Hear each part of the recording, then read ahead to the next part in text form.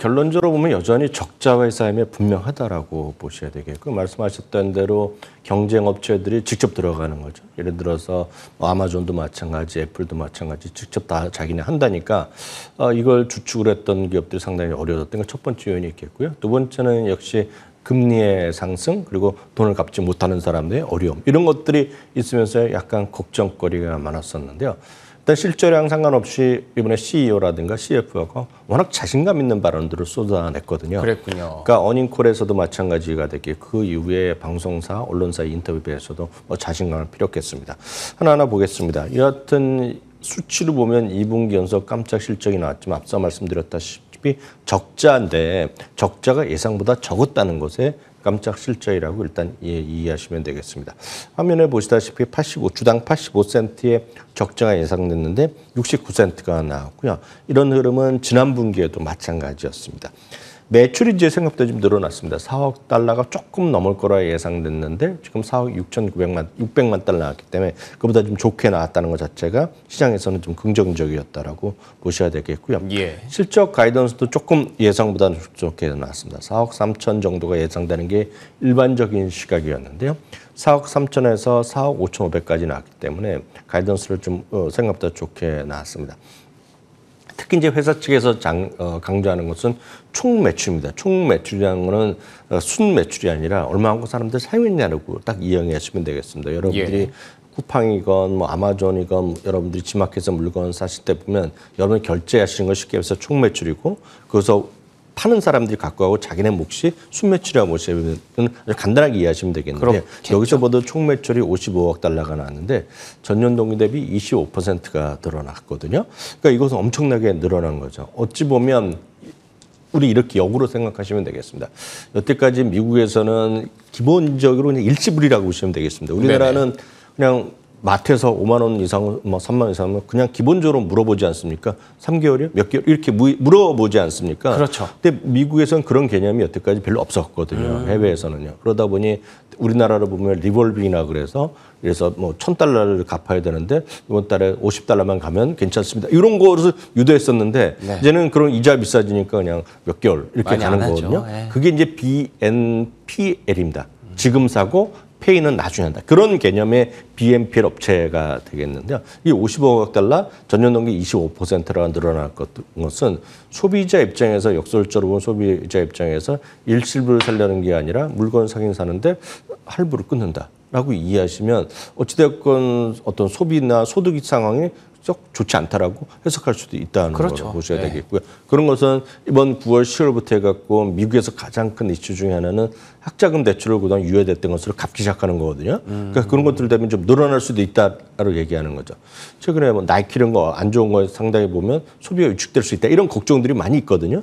근데 이런 거 사긴 사는데 지금 당장 돈이 없더라도 할부로 사겠다. 딱 그런 느낌으로 늘어났기 때문에 이걸 좀 비판하는 사람들 이게 늘어나는 것이 회사는 좋겠지만 미국 경제는 좋지 않을 수 있다. 이런 시각도 분명히 있다는 거 말씀드리고 싶습니다. 예. 시장에서의 원가의 시간, 주가는 크게 올라가는 건 맞는데요. 원가의 시간은 여전히 중립적 시각이 다수입니다. 그래서 여전히 신용 시장의 위축에 대해서 신용 경색에 대해서 우려가 있다는 것이 되고 사람들 다 돈을 갚지 못하면 머리 아파지는 거 아닙니까? 그러니까 이런 것들에 대한 우려감이 분명히 있다라고 보셔야 되겠습니다. 그럼에도 불구하고요. 모건 스탠리나 웨드부시가 각각 중립이라든가 매도 의견에 있음에도 불구하고 목표 주가는 올려놨습니다. 그래서 회사 측에서 가이던스 올려놨기 때문에 일정 수 따라갔지만 투자 의견이 요즘 적극적인 상황은 아니라는 것을 알 수 있다. 그리고 가장 큰 문제는 이 회사의 문제는 물론 장기적으로 돈도 벌 수 있고 회사 측에서 워낙 좋다, 자신감 있다.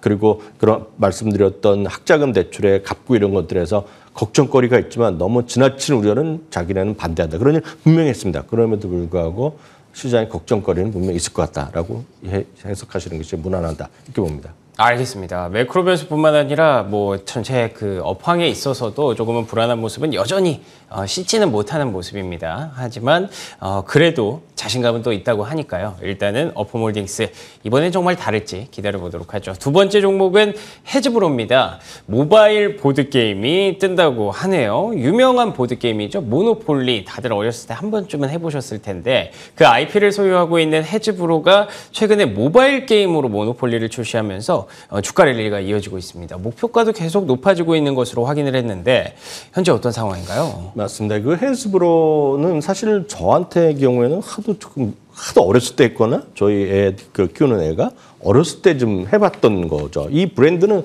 수도 없이 많습니다. 이들이 그러네요. 갖고 있는 브랜드. 네. 가장 많은 분 익숙하신 것이 애들이 차량놀이 같은 거 많이 하지 않습니까? 네네. 그건 이제 플레이도라는 브랜드가 있는데 이것도 이들 거가 되겠고요. 마블에 나오는 다양한 인형들 이런 것들도 이들이 만듭니다. 그래서 분명히 그때마다 마블에 무슨 영화 나올 때마다 이들이 잠깐 부각되는 게 있습니다. 그렇지만 어쨌건 가장 큰 것 중에 브랜드 중에 하나는 뭐 애들이 갖고 있는 건데 큰 보면 애들이 줄어드는 게 전 세계 일반적인 현상이기 때문에 좀 상당히 약간 뜨하다고 생각해 왔습니다. 헬스브로가 그렇게 성장성이 있을까 얘기했는데요. 또 하나 가장 유명한 브랜드가 이제 모노폴리죠. 그렇죠. 근데 이제 이 모노폴리가 우리나라에서도 비슷한 게임이 있지 않습니까? 블루마블. 네, 블루마블이 딱 그렇게 이해하시면 되겠는데 블루마블 미국 사람들이 진짜 많이 하는 것이 블루마블을 많이 하고 그 영화나 TV 보더라도 이런 거 많이 하는 게 보입니다. 재밌죠. 네, 블루마블하고 또 하나가 소위 단어 게임, 단어 스펠링 게임 이런 거 많이 하거든요. 이들이요. 저걸 왜 하나 싶죠, 저는요. 그렇지만 진짜 애들이 많이 하는 건데 거기까지 제가 인정했는데요.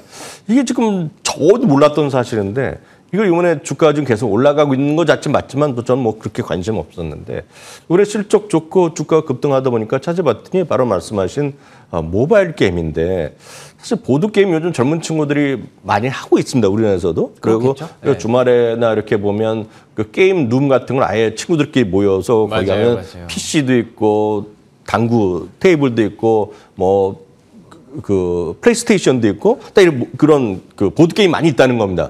근데 거기까지 제가 좀 압니다. 들어봤으면 가보진 않았지만 들어봤으면 알고 많은 젊은 친구들이 좋아하는 거 아는데 모노폴리 고란 게 있다는 딱 이 화면이거든요. 그렇죠. 그래서 저도 한번 들어가 봤습니다. 그러니까 모바일 고가 있는 거고 그게 구글에도 있고 그 애플 스토어, 앱스토어에도 다 있는데요. 이게 지금 모바일 고라는 건데요. 미국의 소위 애플 기반의 iOS에 보면 최고 매출을 지금 나오고 있다는 건데 지금 이게요. 근데 여기서 제가 좀 이해가 좀 안 되기 시작했습니다. 저 스스로도요. 그러니까 모바일 고 하면 이거 당연히 무료인데 여기 보면 모바일 머니 같은 게 있다는 겁니다. 그렇겠죠. 그 모노폴리 머니인데 그걸 갖고 여태까지 보면 서너 명이 모여서 앉아서 해야 되는 건데 이제는 수많은 친구들끼리 할 수도 있고 모르는 사람끼리 할 수 있다는 거고 자신만의 집을 짓고 이걸 다 하고 있다는 겁니다. 지금 여기에. 여기에 이제 사람들이 많이 몰려가고 있고 그것에 대한 평가가 긍정적이고 바로 드렸던 대로 지금 앱스토어에서는 매출 1위를 기록하고 있다는 것이 대단하다는 거. 그러니까 모바일 그 모노폴리의 인기에 대한 것이 모노폴리 고가 나왔고 그것이 상당히 인기를 끌고 있다까지가 팩트가 되겠습니다. 월가는 잇따라서 목표 주가를 올리고 있겠고요. 스티펠은 지난주에 79달러에서 94달러로 올려놨고요. 아예 터픽 리스트에 올려놨고요. 뱅크 오브 아메리카도 85에서 90달러로 올려놨습니다. 다만 이 회사가 최근 이번 분기까지 해서 3분기 연속 적자가 났거든요. 근데 이번에 진행되는 분기 포함해서 연간과 내년에 다시 흑자로 돌아설 수 있다는 기대감이 있기 때문에 그런 흑자 전환의 이벤트가 특히 다음 분기에도 있을 수 있다라는 것도 한번 관심 갖고 오셔야 되겠고요. 다만 우리나라에서 인기 있는 것 같지는 않습니다. 왜냐하면 이런 게임 하면 제가 네이버나 이렇게 검색해보면 써봤던 사람 많이 나오지 않습니까? 근데 평가 2명 블로거들이 했는데 썩 재밌어 보진 않는데 그게 바로 미국 사람들과 서양 사람과 우리나라 사람들 차이가 아닌가 이렇게 저는 이해하고 있습니다. 알겠습니다. 모노폴리 고 저도 꼭 한번 해보고 여러분께 소감을 말씀드리도록 하겠습니다. 자, 오늘 핫스탁은 여기까지 보고요. 오늘 인사이트 굉장히 중요합니다. 어떤 인사이트가 준비되어 있냐면 바로 이 잭슨홀 미팅 내용이 준비되어 있기 때문이죠. 어떻게 보셨어요, 잭슨홀 미팅? 한마디로 잭슨홀 미팅을 앞두고 나서 수많은 언론, 수많은 전문가분들이 걱정의 목소리를 쏟아냈죠. 네, 이거 많이 인정하실 것 같습니다. 그래서 유튜버나 이렇게 보면 제목부터 좀 상당히 엄한 무서운 얘기, 경계 목소리 많이 보셨는데요. 결론적으로 보면 아쉽지만 물론 주가를 미래를 우리가 알 수 없지만 약간은 제가 보기엔 낚였다라고 보셔야 될 것 같습니다. 아하. 결론을 보면 낚인 거죠. 왜냐하면 지난 금요일 날 주가 움직임이 별로 없었고 오히려 주가는 좀 올랐죠. 하는 모습을 보여줬습니다. 어떤 거냐면 잭슨 미팅에서 작년에 주가 떨어졌던 것은 상당히 강경한 발언을 쏟아냈는데요. 이번에는 제롬 파월 의장 입장이 하나도 변한 게 없다라는 것이 일반적인 평가가 되겠습니다. 다만 큰 틀에서 보면 여전히 시장에 대한 불확실성을 얘기했고요. 인플레이션이 여전히 높다라고 얘기했고 금리 인상 가능성이 여전히 열려있다 얘기하고 있지만 쉽게 얘기해서 엘 에리안 같은 사람은 지금 이거를 어찌 보면 혹평하고 있는데요. 목사 부치겠다라는 얘기를 딱 하고 있겠고요. 인플레이션 2%의 인플레이션 목표 재확인했다 얘기하고 있고요. 다른 이코노미스트도 얘기하는 거 저도 어저께 뉴스에 나오는 거 봤지만 어떤 시장에 대해서 여전히 불확실성이 있다는 겁니다. 그래서 이 아주 특이한 표현을 연설에서 마지막 말미에 이런 표현을 하겠습니다. 하늘이 지금 구름이 잔뜩 끼어 있다는 겁니다. 그런데 별을 찾아서 항해를 하고 있다. 자기가 그런 표현을 썼거든요. 그건 어떻게 보면 미국의 사람들의 그런 전문가들이 더 예측하는 걸 보면 지금 보면 2%라는 인플레이션의 최종 목표치에 대해서 논란이 있을 수 있다는 겁니다. 그래서 그렇구나. 일부에서는 2%가 아니라 궁극적으로 상당히 높은 금리가 유지될 수 있다는 것이 2%라는 거가 인플레이션도 없이 성장 지속한다는 걸 해서 2%거든요. 예, 그렇죠. 그게 3에서 4% 갈 수 있다는 얘기인데 그런 주장을 하는 사람도 있지만 여전히 불확실하다는 얘기를 하면서 좀 애들로 표현했다는 얘기하면서 하늘과 별에 관한 얘기가 많이 나옵니다. 지금 그 평가에 대해서. 그런 관점에서 이해하시면 되겠고요.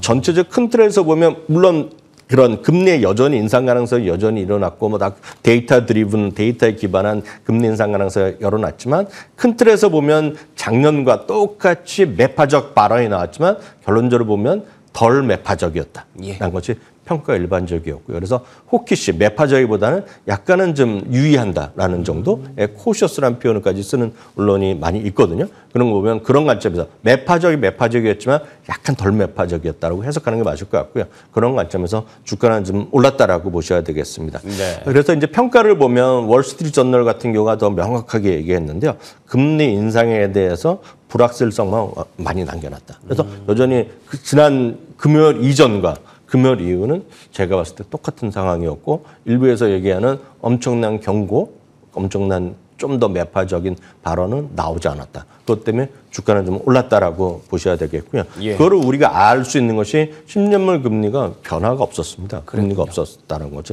첫 번째 보이면 되겠습니다. 다만 우리가 이제 여기서 유의하실 것이 페드워치 툴이라는 CM 페드워치 툴을 보시면 지금 이번 9월 금리, 9월 FOMC, 12월에 어떤 FOMC에서 어느 정도의 금리 인상 가능성의 여부를 우리가 알 수 있는데요.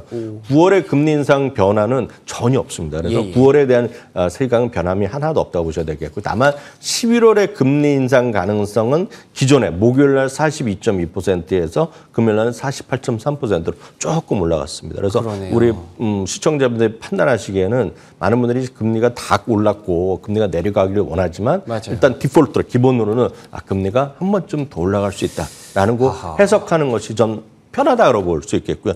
그러다가 혹시 금리가 인상 안 하고 이번이 마지막이 지나갔다 그러면 시장이 좋겠지만 시장 마음가짐은 약간 보수적으로 금리 한 번 더 올라가겠거니 생각하는 게 맞다라고 보셔야 되겠습니다. 다만 이런 금리의 문제보다 우리 시청자분들이 주식 투자하실 때 이거는 미국 주식도 마찬가지, 한국 주식도 마찬가지인데 오히려 최근 시장에서 더 이슈가 되는 것은 결국 금리가 아니라 좀 미국 달러라고 보고 있거든요. 그래요? 미국 달러 인덱스 보여드리겠는데요. 지난 금요일 날도 거침없는 반등세를 이어가면서 104포인트를 넘어섰거든요.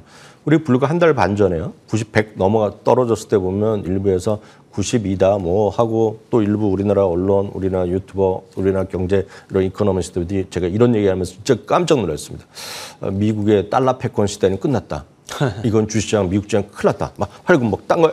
저는 그럴 수도 있죠. 그렇지만 늘 말씀드리면 제 입장에선 분산 투자를 하는 것이 좀 가장 크게 중요하다고 보고 있겠고요.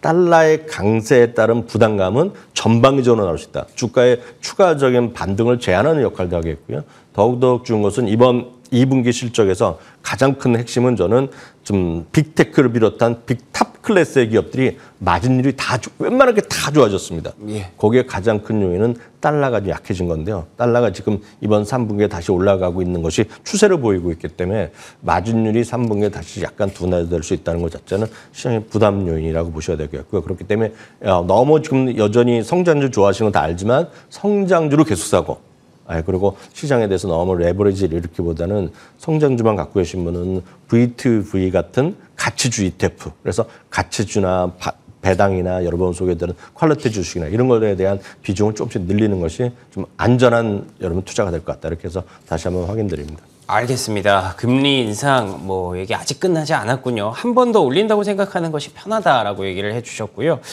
달러도 계속해서 고공행진을 하고 있다는 점에서 VTV와 같은 ETF도 한번 관심 있게 지켜보시면 좋을 것 같습니다. 조금 더 명확해졌으면 좋겠는데 아직까지는 여전히 불투명하네요. 지금까지 이항영 MTN 전문위원과 함께했습니다. 오늘도 좋은 말씀 고맙습니다.